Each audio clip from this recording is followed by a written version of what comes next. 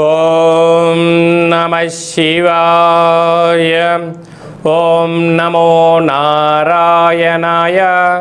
ఓం కాళభైరవాయ నమో నమః.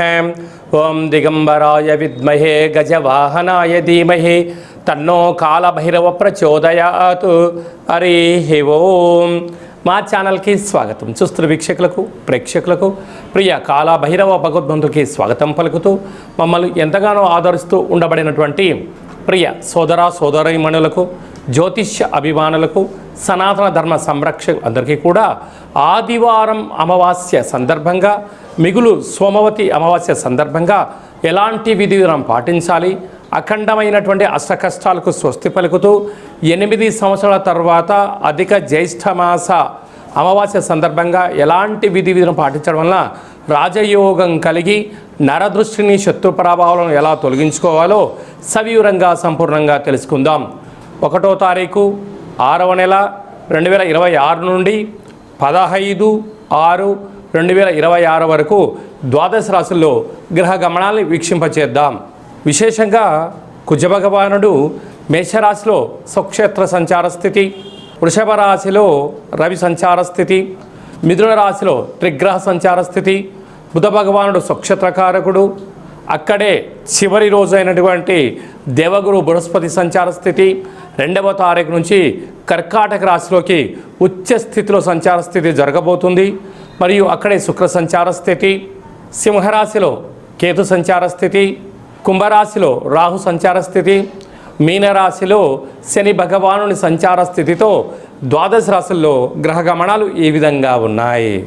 సింహరాశి జాతకులారా తస్మాత్ జాగ్రత్త. ఒకవైపు అష్టమ శని సంచార స్థితి, వ్యయంలో 12 సంవత్సరాల తర్వాత దేవగురు బృహస్పతి ఉచ్చ స్థానంలో సంచార స్థితి ఉన్నప్పుడు కొన్ని అనుకూలించవు అని చెప్పి గమనించగలగాలి. సింహరాశిలో ఏ నక్షత్రాలు వస్తాయనగా మఖా నక్షత్రంలోని 4 పాదాలు, పుబ్బా నక్షత్రంలో 4 పాదాలు, ఉత్తరా నక్షత్రంలో 1 పాదం కలిపితే సింహరాశి. రాశాధిపతి రవి భగవానుడు. వీరికి రాశిలోనే కేతు సంచార స్థితి, సప్తమంలో రాహు సంచార స్థితి. రాహుకేతుల మధ్య సకల గ్రహాలు ఉన్నాయి. ప్రేమికులు, భార్యాభర్తలు, పార్ట్నర్షిప్ వ్యవహార కార్యక్రమాలందరూ కూడా ఓర్పు, నేర్పు, సహనం అవసరం. నమ్మకం లేని చోట జీవితం ఉండదు. నమ్మకం ఉండబడిన చోట విజయాలు మీ సొంతమవుతాయని చెప్పి గమనించాలి. అష్టమ శని సంచార స్థితి, దూరావాయు జల ప్రయాణాలు చేసేటప్పుడు ఎన్నో జాగ్రత్తలు. దయచేసి ధనపరమైనటువంటి ఇబ్బందులు పొంచి ఉన్నాయి. అంతర్గత శత్రువులు పొంచి ఉన్నారు. నోరు జారారా, ఆవేశానికి వెళ్ళారా, పోలీస్ స్టేషన్లు, కోర్టు మెట్లు ఎక్కుతూ మీ యొక్క జీవితాన్ని అధోగతి చేసుకునే పరిస్థితి కనపడుతుంది. తస్మాత్ జాగ్రత్త. అలాగా 12 సంవత్సరాల తర్వాత దేవగురు బృహస్పతి కర్కాటక రాశిలో ఉచ్చస్థితిలో ఉండినను వ్యయం స్థానంలో అవ్వడం వలన నిత్యము ఏదో ఆందోళన, అగ్నిభయం, చోరభయం, అశాంతి, అనేక రకాలైన పరిస్థితులతో శతమతమయ్యే పరిస్థితి అధికంగా ఉంటుంది.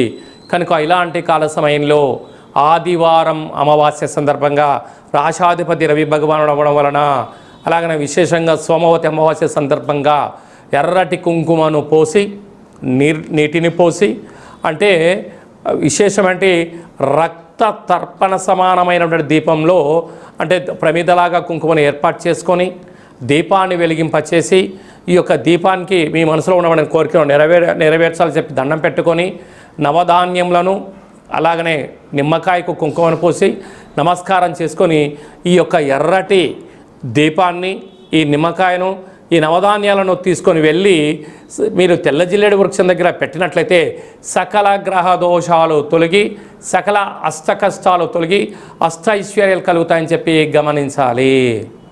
జూన్ నెలలో ప్రథమార్థంలో ముఖ్యమైన పండుగల గురించి క్లుప్తంగా, సవివరంగా, సంపూర్ణంగా తెలుసుకుందాం.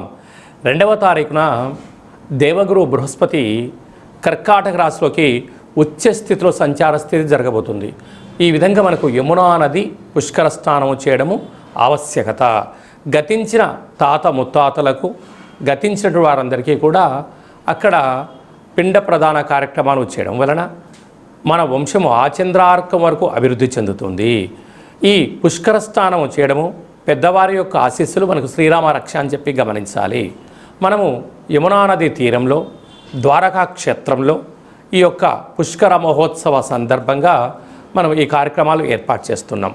వెళ్ళలేనటువంటి వారు ఈ కింద నెంబర్ సంప్రదించి ఎవరి గోత్రనామంలో అయితే అక్కడ కార్యక్రమాలు చేయించాలో వాట్సాప్లో పంపించగలిగినట్లయితే అక్కడి నుంచి మీకు వీడియో కాల్ ద్వారా ప్రత్యక్ష పూజా కార్యక్రమం చేయించి మీకు ఆ యమునా నది పుష్కర జలాన్ని అందజేయడం జరుగుతుందని చెప్పి గమనించాలి.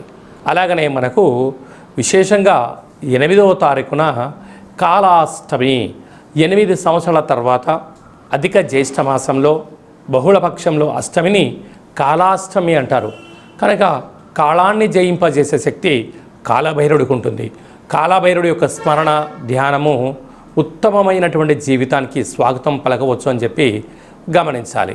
13వ తారీఖున శని త్రయోదశి. ఆ శని భగవాన్ యొక్క స్మరణ ధ్యానము దీపము అభిషేకం వలన శని దోషాలు తొలగిపోతాయని చెప్పి గమనించాలి. 14వ తారీఖున విశేషంగా ఎన్నడూ లేనటువంటి విధంగా 8 సంవత్సరాల తర్వాత అధిక జ్యేష్ఠమాస బహుళపక్ష అమావాస్య ఆదివారం. అలాగనే మిగులు 15వ తారీఖున సోమవతి అమావాస్య. అమావాస్య అనగానే మనకు ఇంటి ముందర గుమ్మడికాయని తీసి పగలగొట్టుకోవడం, కులిపోయిన గుమ్మడికాయని తీసి బయట వేసేసుకోవడం, గుమ్మడికాయ కట్టుకోవడము, సకలమైన నరదృష్టి వాస్తు దృష్టి దోషాలు తొలగించుకొని యంత్ర మంత్ర తంత్ర సాధన చేయడం వలన అఖండ అష్టైశ్వర్యాలు కలుగుతాయి. ఇది అధిక జ్యేష్ఠ మాసం విశేషంగా ఆదివారం అమావాస్య సందర్భంగా మనము ఏ చిన్న ఆవగింజంత పూజా కార్యక్రమాలు చేసినా గుమ్మడికాయంత ఫలితం కలుగుతుందని చెప్పి గమనించాలి.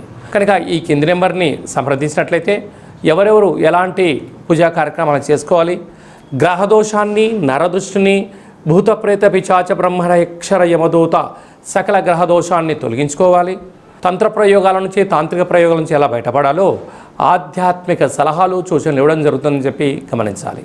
అలాగే మీ వ్యక్తిగత జాతకం తెలుసుకోవాలనుకుంటున్నారా? మీ యొక్క పేరు, పుట్టినటువంటి తేదీ, నెల, సంవత్సరం, పుట్టిన సమయం రాసి వాట్సాప్లో పంపించగలరు. 100 సంవత్సరాల జాతకాన్ని రాసి పంపించి మీరు పుట్టినప్పుడు గ్రహ గమనాలు ఎలా ఉన్నాయి, ప్రస్తుత కాలం ఎలా ఉంటున్నాయి, భవిష్యత్తులో ఎలా ఉండబోతున్నాయో సవివరంగా సంపూర్ణంగా తెలియజేయడం జరుగుతుందని చెప్పి గమనించాలి. డేటా బర్త్లు లేనటువంటి వారికి పేరు యొక్క మొదటి అక్షరాన్ని అనుసరిస్తూ రాసే స్థితిగతులు తెలియచేస్తూ రమణ శాస్త్రం ద్వారా అనగా గవళ ద్వారా భూత భవిష్యత్ వర్తమానాన్ని తెలియజేయడం జరుగుతుంది. ఈ కింది నెంబర్ని అపాయింట్మెంట్ తీసుకొని సంప్రదించగలరు. జాతకాన్ని తెలుసుకుందాం, జీవితంలో రాబోయే అదృష్టాన్ని తెలుసుకుందాం, దురదృష్టాన్ని దూరం చేసుకునే మానవ ప్రయత్నం చేద్దామని చెప్పి గమనించాలి. అందరికీ ఆదివారం అమావాస్య సోమవతి అమావాస్య ఆశీస్సులు పుష్కర భగవాన్ యొక్క ఆశీస్సులు ఉండాలని కోరుకుంటూ మనసారా ఆశీర్వచనం.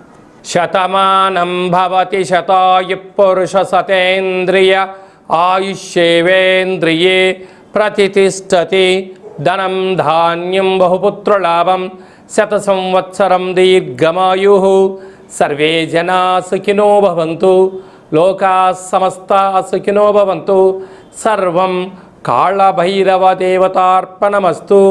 హరి ఓం. ఈ వీడియో మీకు నచ్చినట్టయితే లైక్ చేయండి, షేర్ చేయండి, మా ఛానల్ని సబ్స్క్రైబ్ చేసుకోండి. అందరికన్నా ఆధ్యాత్మికమైన వీడియోలు మీరు ముందుగా చూడాలి అన్నట్టయితే ఆల్ అనే బటన్ని ప్రెస్ చేసి గంట సింబల్ ప్రెస్ చేసి ఆధ్యాత్మిక భక్తి సమాచారాన్ని భగవద్బంధులకు మిత్రులకు చేరవేసి హిందూ ధర్మాన్ని కాపాడండి.